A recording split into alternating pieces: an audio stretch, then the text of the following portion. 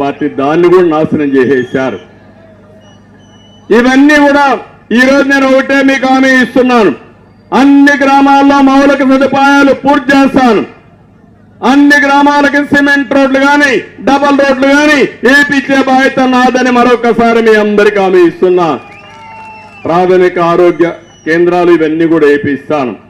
ఇంకో పక్క ఇక్కడికి వచ్చినప్పుడు శాంతిపురం గడ్డూరు నుంచి కర్ణాటక సరిహద్దు వరకు డబల్ రోడ్డు కావాలన్నారు, తప్పకుండా వేయించే బాధ్యత తీసుకుంటాం. శివరామపురం నుండి వయా కొలమడుగు వరకు దండికుప్ప వరకు డబల్ రోడ్డు కావాలన్నది కూడా వేస్తాం. రాళ్లబదుగూరు నుంచి శివరాంపురం వయా గోవిందపల్లి వరకు డబల్ రోడ్డు కావాలన్నారు. ఇవే కాకుండా అన్ని గ్రామాలకు అనుసంధానం చేద్దాం.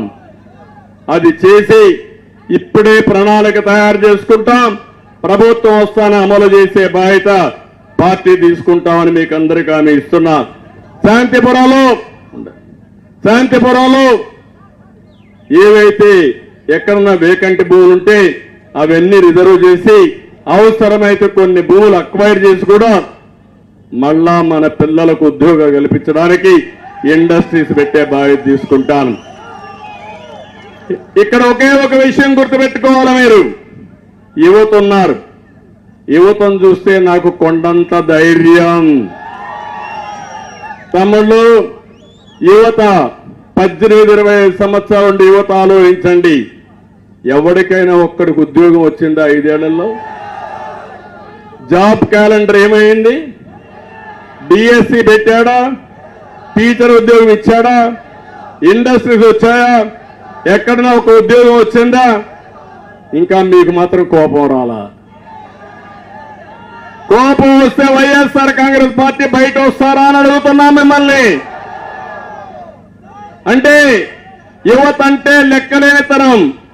ముఖ్యమంత్రికి మాత్రం ఉద్యోగం కావాలి, మంత్రులకు ఉద్యోగం కావాలి, ఉద్యోగం ఉపయోగించుకుని సంపాదన చేయాలి, రాష్ట్రాన్ని దోపిడీ చేయాలి. మా తమ్ముళ్ళు మాత్రం బాగా చదువుకుని ఇప్పుడు కూడా మీ అమ్మ నాన్న పైన వాళ్ళు వ్యవసాయం కూలి పనులు చేస్తే ఆ డబ్బుల పైన ఆధారపడే పరిస్థితి ఉండాలి. ఏంటి అరాచకం? ఆ రోజు నేను 3,000 రూపాయలు మీకు అందరికీ నిరుద్యోగ భృతి ఇచ్చి 5 సంవత్సరాల్లో అప్పట్లోనే 6 లక్షల ఉద్యోగాలు ఇచ్చామని ఈ ప్రభుత్వం ఒప్పుకునే పరిస్థితికి వచ్చారు. అది తెలుగుదేశం పార్టీ. మళ్ళీ హామీ ఇస్తున్నా, 3,000 రూపాయలు నిరుద్యోగ భృతి ఇస్తా. అంతేకాదు సంవత్సరం 4 లక్షల మందికి 5 ఏళ్లలో 20 లక్షల ఉద్యోగాలు ఇచ్చే బాధ్యత తెలుగుదేశం పార్టీ తీసుకుంటాం. తమ్ముళ్ళు అడుగుతున్నా, జాబు రావాలంటే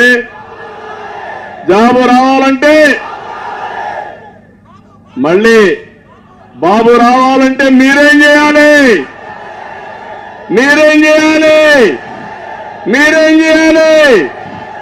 100 రోజులు మీరు సైకిల్ ఎక్కండి,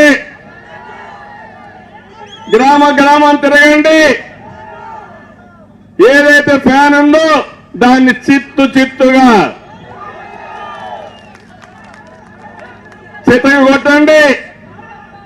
ఆ తర్వాత ఏ విధంగా మీ భవిష్యత్తు తీర్చిదిద్దాలో దిద్దే బాధ్యత నాదని మీ అందరికీ హామీ ఇస్తున్నా. ఇక్కడ ఇంకో పక్క రైతులు ఉన్నారు. ఈ మండలంలో ఎక్కువ వాణిజ్య పంటలు వేస్తాం. అందుకే హామీ ఇస్తున్నాం, వచ్చిన వెంటనే హంద్రి నీవా నీళ్లు తీసుకొచ్చే బాధ్యత నాది. ప్రతి ఒక్క చెరువుకు నీళ్లు ఇస్తాం. ఎక్కడన్నా కొన్ని బయటకు పోకపోతే అదనంగా లిఫ్ట్ ఇరిగేషన్లు పెట్టి అన్ని చెరువులకు నీళ్లు ఇచ్చే బాధ్యత, ప్రతి ఒక్క ఎకరాకు సాగునీరు ఇచ్చే బాధ్యత తెలుగుదేశం పార్టీ తీసుకుంటాం. ఇది కాకుండా వాణిజ్య పంటలు పండిస్తాం, మార్కెట్ వ్యవస్థ ఎస్టాబ్లిష్ చేస్తాం, ప్రాసెసింగ్ యూనిట్లు పెడతాం. ఫైనల్ గా మీరు చూస్తే ఇక్కడ ఒక మార్కెట్ యార్డ్ కావాలన్నారు. అవసరమైతే వాణిజ్య పంటలన్నిటికీ ఒక మార్కెట్ యార్డ్ పెట్టి ఇక్కడి నుంచి ఎగుమతులు ఏ విధంగా చేయాలో చేస్తాం.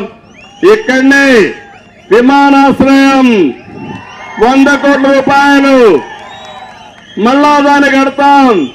కట్టి మీరు ప్రయాణానికి వెళ్ళాలన్నా లేకపోతే కార్గో పెట్టి మీరు పండించిన పంటలు ప్రపంచం మొత్తం పంపించాలన్నా ఏర్పాటు చేసే బాధ్యత తెలుగుదేశం పార్టీ తీసుకుంటాం.